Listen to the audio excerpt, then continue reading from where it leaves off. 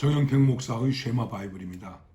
오늘은 마태복음 26장 67절에서 68절 말씀과 좀 건너뛰고 27장 1절에서 2절 말씀을 보게 되겠습니다. 함께 부를 찬송은 212장 겸손히 주를 섬길 때 이 찬양을 함께 부르시도록 하겠습니다. 이에 예수의 얼굴에 침 뱉으며 주먹으로 치고 어떤 사람은 손바닥으로 때리며 이르되 그리스도야 우리에게 선지자 노릇을 하라. 너를 친 자가 누구냐 하니라. 새벽에 모든 대제사장과 백성의 장로들이 예수를 죽이려고 함께 의논하고 결박하여 끌고 가서 총독 빌라도에게 넘겨주니라. 자, 예수님을 재판했습니다. 이 재판은 잘못된 재판입니다. 이 잘못된 재판에 대해서 다시 설명하지 않겠습니다. 어쨌든 재판할 시간도 아닌데 재판을 했습니다. 도대체 사람을 밤에 잡아가지고 와서 새벽에 재판하는 사람들이 어디 있습니까? 그들은 불법으로 재판했습니다. 자, 옳으냐 그르냐를 떠나서 이거 하나만 가지고도 그들이 한 잘못은 엄청나게 큰 것이다. 이렇게 얘기할 수 있습니다. 그러나 신성모독으로 예수님을 사형에 해당된다고 그렇게 그들은 결정했습니다. 그리고 나서 어떻게 했는가? 예수님의 얼굴에 침 뱉으며 주먹으로 치고 어떤 사람은 손바닥으로 때리며 이르되 그리스도야 우리에게 선지자 노릇을 하라. 너를 친 자가 누구냐 하더라. 이 말씀을 보니까 또 다른 성경에도 그렇게 말씀되고 있습니다. 예수님을 모욕 주는 것이죠. 그런데 그 모욕의 방법이 우리 인간들이 느낄 때에 가장 비열함을 느낄 수 있고 모욕감을 느낄 수 있는 그런 것입니다. 얼굴에 침을 뱉었다. 여러분, 이것이야말로 얼마나 큰 모욕입니까? 침을 뱉었다. 우리 드라마에서도 그런 장면을 종종 보지 않습니까? 예? 침을 뱉습니다. 네. 그 다음에 주먹으로 치고 손바닥으로 때리고 뺨을 때린 거죠. 우리가 흔히 뺨을 맞았다, 뺨을 때렸다. 이것도 굉장히 큰 모욕입니다. 주먹으로 때린 것보다 더 큰 모욕입니다. 침 뱉고 뺨 때리고. 옆에 생각할 때 이게 무슨 큰 고난이겠냐 이렇게 생각할 수 있겠지만 이거는 몸이 아픈 것과 함께 마음의 큰 모욕감을 느낄 수 있는 것이죠.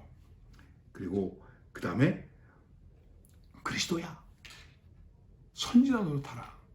너를 때린 자가 누구냐? 알아맞추라는 거예요. 그러면 예수님을 가리웠다는 얘기죠. 눈을 가리웠다는 얘기죠. 눈을 가리우고 그리고 예수님을 때리고 침 뱉고 그러면서 누가 너에게 그렇게 했는지 한번 알아맞혀 봐라 하면서 그렇게 하는 것이 선지자 노릇이라고 말하고 있는 것입니다. 이거는 하나님의 사람에 대한 큰 모욕이라고도 얘기할 수 있는 것입니다. 그런데 우리가 이 말씀 속에서 생각할 수 있는 것이 있습니다. 왜 이들은 예수님을 이렇게 모욕했을까요? 이제 죽이기로 했으니까 넘겨주면 되지 않겠습니까? 그런데 그들은 예수님에게 모욕을 가했습니다. 왜 그렇게 모욕을 가할까요? 여러 가지 이유가 많이 있겠지만 사실은 간단합니다. 우리들이 내린 결정이 당연한 것이다. 옳은 것이다. 정당한 것이다. 이 사람은 이런 꼴을 당해도 싸다, 마땅하다. 자기들의 정당성을 위해서 그들은 예수님을 모욕합니다. 우리가 살아가면서 그런 비열한 짓을 저지르는 경우는 없을까요? 나의 정당성을 위해서 소리치고 나의 정당성을 위해서 큰 소리치고 폭력을 휘두르고 그런 경우들이 많이 있습니다. 우리 속담 가운데 방귀 낀 놈이 큰 소리 친다고 얘기하지 않습니까? 자기들이 잘못된 재판을 해놓고 그래놓고는 우리는 정당하다. 그리고 예수님에게 폭력을 가한 것입니다. 말이든지 어떤 형편으로든지 우리의 폭력 속에 자기 정당성을 주장하는 것이 있다면 그거는 잘못된 것입니다. 그리고 이제 그 다음에 다른 사건이 하나 있는데 이 27장으로 넘어가면 이렇게 말씀하고 있습니다. 새벽에 모든 대제사장과 백성이 장로들이 예수를 죽이려고 함께 의논하고 결정한 거예요. 이제 우리 예수 죽이자. 사형에 해당된다. 결정하고 그 다음에 결박하여 끌고 총독 빌라도에게로 갑니다. 왜 그랬을까? 그들에게는 사형을 결정할 수 있는 권한이 있어요. 나름대로 자기들의 법을 가지고 또 율법을 가지고 사형을 결정할 수 있는데 사형을 집행할 수 있는 권한이 없었어요. 이건 로마 정부가 주지를 않았어요. 만약 그렇게 한다면 이 사람들이 엄청난 일들을 또 행할 수 있기 때문에, 그리고 여러 가지 종교적인 문제를 가지고 이제 죽임을 행하는 일들을 가질 수 있었기 때문에 로마가 이거를 금지했어요. 그래서 가끔 그런 얘기가 나옵니다. 사형에 해당된다. 아니, 왜 사형에 해당되느냐? 하나님을 모독했다. 로마인의 입장에서 볼 때는 하나님을 모독한 걸 가지고 우리가 어떻게? 그건 너희들의 법 아니냐? 너희들의 전통 아니냐? 너희들의 관습 아니냐? 그거 가지고 뭐. 그러니까 이제는 예수님을 끌고 빌라도에게 오게 됩니다. 그리고 나중에 그 말씀이 나오겠습니다만, 그러면서 예수님을 어떻게 소개하냐면 얘가 왕이라고 한다. 왕이라고 그런다. 그리스도라고 하는 속에는 왕의 뜻도 있습니다. 왕, 예언자, 제사장, 메시아 아닙니까? 그래서 그들이 할 수 없는 것을 하게 하기 위해서 그들은 빌라도에게로 예수님을 끌고 오게 된 것입니다. 참으로 안타까운 일이죠. 여러분, 오늘도 우리들의 삶 속에서 이러한 일들이 많이 있습니다. 우리가 기도하면서 우리가 스스로 해결해야 될 문제를 우리가 해결하지 못하고 다른 법정으로 끌고 가는 일들이 얼마나 많이 있습니까? 교회의 문제를, 신앙의 문제를, 교회 내의 여러 가지 문제들을 세상의 법정으로 끌고 가는 일들이 많이 있습니다. 우리가 해결할 수 있으면 얼마나 좋겠습니까? 하나님의 말씀의 법과 양심의 법을 따라서 우리가 해결할 수 있다면 얼마나 좋겠습니까?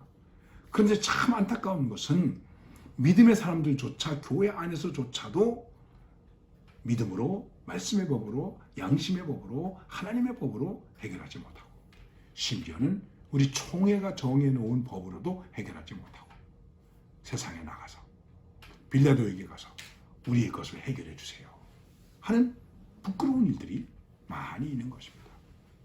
자, 여러분, 지금 이 제사장을 비롯한 이 사람들이 예수님을 죽이기로 의논하고 결의하고 빌라도에게로 예수님을 끌고 갔습니다. 그것도 잘못된 것입니다. 잘못된 것인데 그 잘못된 것을 가지고 또 세상 법정으로 갔다고 하는 것입니다. 잘한 걸 가지고도 부끄러울 텐데 잘못된 것을 가지고 나갔다는 것입니다. 뭐 이런저런 말을 많이 할 수 있겠습니다만, 오늘 이 말씀 속에서 제가 우리 한국교회 교우들과 함께 나누고 싶은 이야기는 이것입니다. 우리의 문제를 가지고, 신앙의 문제를 가지고, 교회의 문제를 가지고 우리 세상 법정으로 가지 맙시다. 빌라도에게로 가지 맙시다. 우리가 좀 더 양심대로, 하나님의 말씀대로, 그리고 총회가 결정해준 법대로 잘 해결하고 이끌어 나가면 얼마나 좋겠습니까? 그렇지 못할 때 우리는 자기의 정당성을 위해서 여러 가지로 다른 일들을 또 하게 됩니다. 그리고 그것은 여러 무리수가 되게 되는 것입니다. 많은 사람들을 아프게 하는 것입니다. 그리고 더 아픈 것은 하나님의 영광을 가리우게 된다고 하는 것입니다. 하나님의 뜻을 어그리게 된다는 것입니다. 이런 사실을 우리들은 좀 더 깊이 이해해야 됩니다. 어떻습니까? 오늘도 우리의 문제를 가지고 하나님 앞에서 있어야 할 교회의 문제를 가지고 빌라도에게로 가고 있습니까? 멈추십시다. 그리고 하나님께로 나아갑시다. 말씀의 법 앞에 무릎을 꿇읍시다. 그리고 겸손하게 하나님의 음성을 듣고 그 하나님의 음성 속에서 양심의 법을 따라서 해결할 수 있는 이러한 성숙한 신앙이 오늘 우리 속에, 우리 특별히 한국교회 안에 넘쳐날 수 있기를 간절히 기도하는 마음으로 이 말씀을 드립니다.